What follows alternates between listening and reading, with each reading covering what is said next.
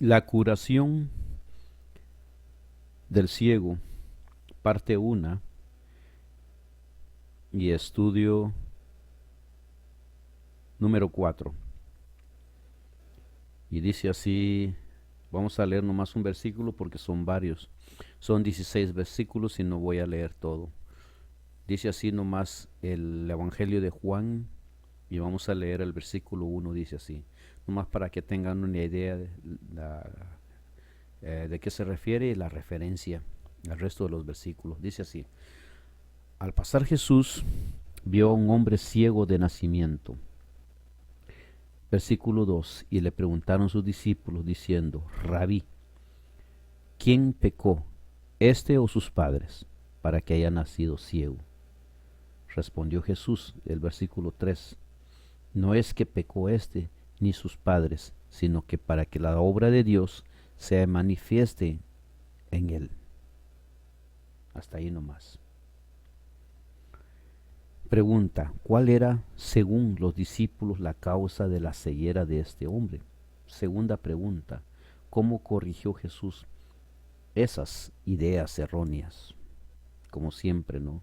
Todos nosotros tenemos alguna opinión, alguna idea, algún sentimiento, algo que nace en nuestra mente, en nuestro corazón, al ver un punto de vista, alguna opinión, alguna idea.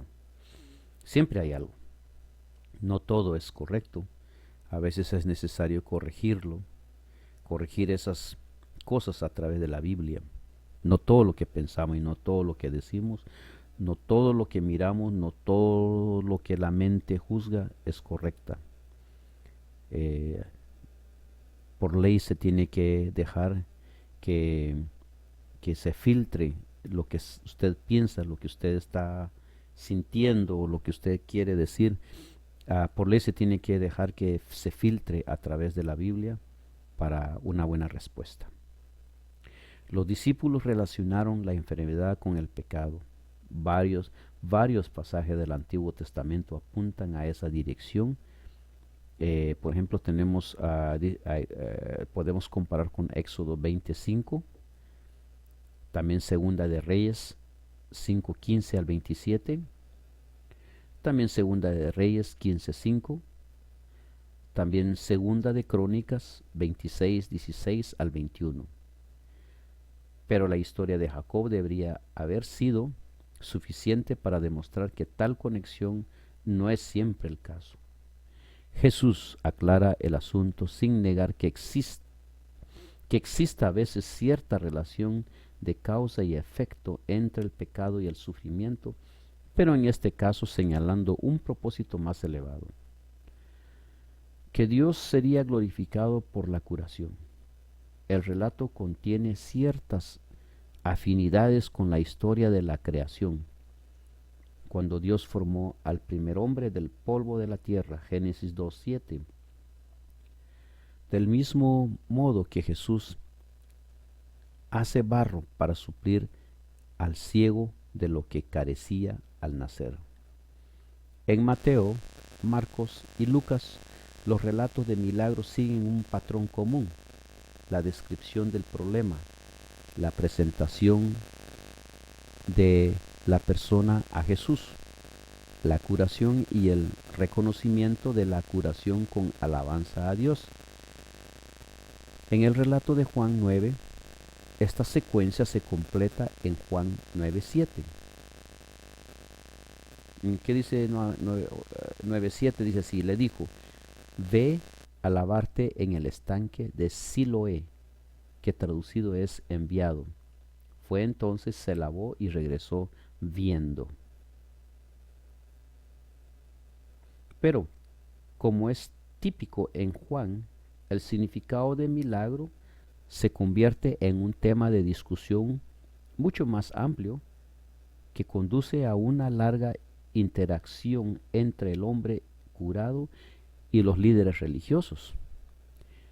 Esta sorprendente discusión gira en torno a dos partes de concepto entrelazados y contrapuestos: pecado, obra Dios y ceguera, visión, el narrador informa al lector recién en el Evangelio de 9:14 que dice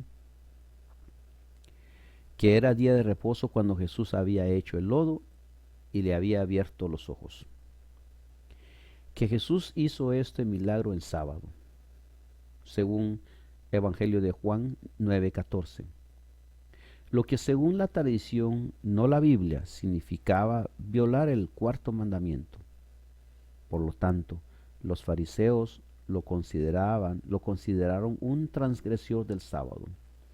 La conclusión de ello fue en él no venía de Dios, pues sostenía que no guardaba el sábado. Pero a otros le parecía preocupante que un pecador pudiese hacerle o hacer tales señales. Según Juan 9:16 dice, entonces algunos de los fariseos decían, ese hombre no procede de Dios porque no guarda el día de reposo. Otros decían, ¿cómo puede un hombre pecador hacer estas señales? Y había disensión entre ellos. Claro, o sea, la lógica, pues tienen razón, ¿no? ¿Cómo es que es posible que un hombre pecador pueda hacer señales? Eso es una realidad, ¿verdad? Lo que los fariseos y todos esos malos sacerdotes decían, ¿no? Tienen razón. Cualquier pregunta que cuestionaban tiene razón. El problema está en que ellos no se daban cuenta que estaban enfrente del gran yo soy. Eso era el problema. Ellos pensaron que era cualquier otra persona. El gran problema de nuestro actualmente en este tiempo, es de que tenemos la palabra de Dios enfrente de nosotros y no nos damos cuenta que es la palabra, que es el libro del gran yo soy, que es Jesús, que es el Padre. ¿Ve? Y a veces hay personas enfrente de nosotros que nos doctrinan o nos predican o nos hablan del Padre, pero rechazamos, no nos damos cuenta. Pregunta, ¿qué debería decirnos esta historia acerca del peligro de estar tan cegado por nuestras propias creencias y tradiciones que pasemos por alto verdades importantes e evidentes? Hay muchas cosas ahorita en el mundo que nosotros no nos damos cuenta. Por ejemplo, tener imágenes en un templo, ir y arrodillarse enfrente de las imágenes, como por ejemplo personas que creen el espiritismo y creen de que están hablando con muertos y creen de que hay espíritus que están hablando con espíritus que son espíritus de Dios y no lo son. Como por ejemplo está la religión de los musulmanes, que puedes tener 7 mujeres, 4 o 5 mujeres. Y como por ejemplo está la creencia también parte de los musulmanes, en donde tú te puedes poner una bomba en tu cuerpo y te puedes explotar y vas al cielo, vas al paraíso. Y así sucesivamente, infinidad de creencias que que nosotros los seres humanos tenemos. Y estamos tan cegados que no nos damos cuenta de la realidad de las cosas. Que de cierta manera, Cristo o la Biblia o la lógica nos compara con esos personajes que eran ciegos y que fueron sanados por Jesús, porque ellos escucharon la exigencia o la demanda, por decirlo así, o la orden de Jesucristo de dejarse poner lodo en los ojos. Y luego les dijo Jesús al ciego, ahora ve el estanque o ve a un lugar donde hay agua y lávate la cara y luego regresas, por decirlo así, ¿no? Y si ellos hubieran sido tan incrédulos como en nuestra época, ¿no? Que nos aferramos a ciertas creencias, si estos hombres se hubieran aferrado, hubieran dicho no, no se hubieran sanado. Pero como ellos dijeron está bien, fue al estanque el ciego ya con el lodo en los ojos, y se lavó y sanó. Aquí tenemos un tema muy grande, pero no vamos a profundizarnos. Simplemente quiero decirles también que el ponerse, el que en Cristo se haya valido de la naturaleza, tiene un significado importante. De que Cristo se haya valido del agua tiene un significado importante en nuestra vida, a la actual. En que Cristo no usó ni una sola palabra, no usó ningún solo poder misterioso, sino se tuvo que valerse de la naturaleza para sanar a la gente. Muy raras veces dijo: levántate, toma tu lecho y vete. Pero ahí se necesitó fe. Y en estos otros no se necesitó fe, pero también se ocupó algo material para sanarse. Bueno, son temas diferentes que no puedo hablar de eso porque llevaría mucho tiempo, pero yo nomás les dejo eso como una pista para que ustedes estudien, se pongan a pensar que la inmensidad, la profundidad de la sabiduría, el conocimiento, la teoría del Señor Jesús, todo lo que tenemos que hacer. Vamos a tratar de leer este comentario de la señora White y dice así: Job fue terriblemente afligido y sus amigos procuraron hacerle reconocer que su sufrimiento era el resultado del pecado e hicieron que él se sintiera bajo condenación. Presentaron el caso de él como el de un gran pecador, pero el Señor los reprendió por la forma en que juzgaban a su fiel siervo. Hay maldad en nuestro mundo, pero no todo el sufrimiento es resultado de una conducta pervertida. Se nos presenta a Job claramente como un hombre a quien el Señor permitió que Satanás afligiera. El enemigo lo despojó de todo lo que poseía. Se rompieron sus vínculos familiares, perdió a sus hijos, durante un tiempo del cuerpo se le cubrió de llagas repugnantes y sufrió muchísimo. Sus amigos vinieron para consolarlo, pero trataron de convencerlo de que era responsable de sus aflicciones por proceder pecaminoso. Sin embargo, él se defendió y negó la acusación declarando: consoladores, molestos sois todos vosotros. Al intentar hacerlo culpable delante de Dios y merecedor de su castigo, lo sometieron a una penosa prueba y describieron erróneamente el carácter de Dios. Con todo, Job no se apartó de su lealtad y Dios recompensó a su fiel siervo. Comentario de Elena G. de White en Comentario Bíblico Adventista del Séptimo Día, tomo 3, página 1158. Cristo vino a revelar al mundo el conocimiento del carácter de Dios.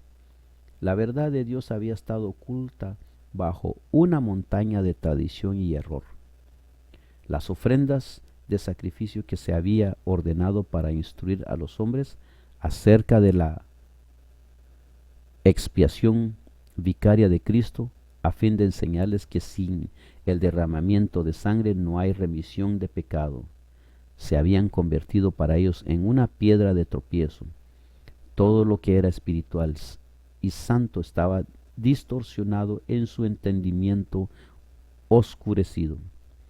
Estaban cegados por el orgullo y los prejuicios, de modo que no podían ver el propósito de lo que había sido abolido. Jesús vino a cambiar el orden de cosas que entonces existía y revelarles el carácter del Padre.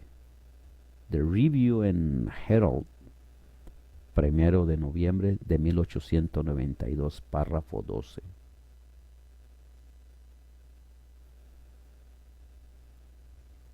No pocas veces las mentes de los siervos de Dios están tan cegadas por la tradición y las falsas enseñanzas que sólo comprenden parcialmente las cosas reveladas en su palabra. Los discípulos de Cristo, incluso cuando el Salvador estaba con ellos, tenían la concepción popular del Mesías como un príncipe temporal que exaltaría a Israel como un imperio universal. No podían entender sus palabras que predecían sus sufrimientos y muerte. Después de su resurrección, Jesús se apareció a sus discípulos en el camino de Emaús y les declaraba en todas las escrituras lo que él decía. Su propósito era afianzar la fe de ellos en la palabra profética más segura. Lucas 24:27, Evangelio de Lucas 24:27 y segunda carta de Pedro 1:19, segunda de Pedro 1:19, no solo por su testimonio personal, sino por la profecía del Antiguo Testamento. Y como primer paso para impartir este conocimiento, Jesús dirigió a sus discípulos, a Moisés y a todos los profetas de las Escrituras del Antiguo Testamento.